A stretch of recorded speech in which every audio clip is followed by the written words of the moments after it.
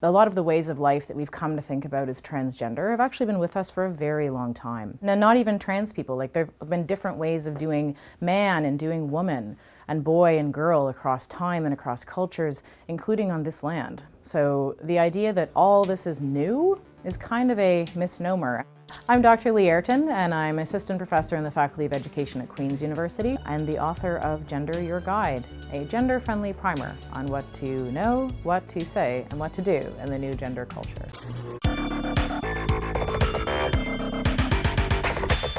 Having these big two gender boxes and keeping them very rigid and intact and separate is actually not a great thing for everyone.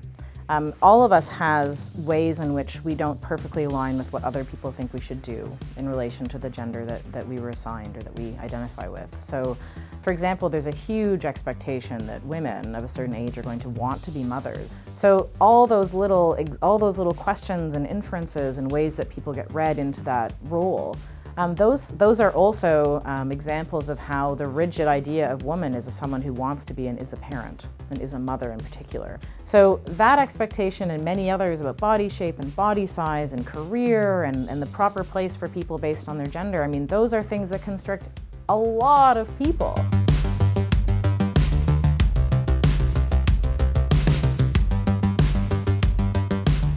So when I say visual participation, I mean the ways in which people kind of catch our attention because they're outside of the box that we would put them in without thinking.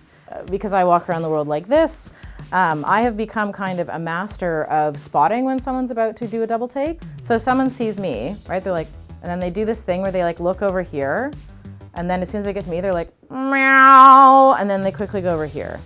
Another example that people do the double take is they pan quickly past me like this, and then just when they're coming back around, it's like, I'm coming back around, but meow, and then they continue on. So I've gotten to the point where I can spot somebody on the backswing. So the other way that I talk about how we all participate in gender is verbally. If someone tells you something, you react like it's the most terrible thing you've ever heard. Or if you tell somebody something about yourself and they're like, really? Huh? Right? You're just letting me know that whatever I just said is outside of whatever you thought was going to come from somebody like me. Right? There's different ways of reacting to the news that people share with you and mirroring their affect and mirroring their tone.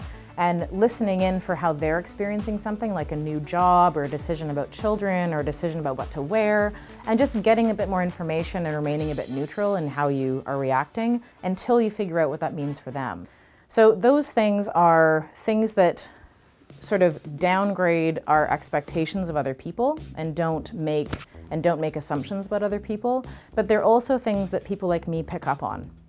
And what I do is I read that as a sign that this person is probably someone who's like on board to do their best, right? Who's on board to hear about my pronoun and maybe receive gentle reminders without making it a big deal. There's kind of two things at work there. There's making me and folks like me know that this is actually a space for me because you're here. And it's also de-escalating other people's expectations of gender. What I try to do is invite people to realize that this rigid system isn't only something that harms people who are not in the box they're assigned at birth, but it also is something we can all get on board to loosen up and change.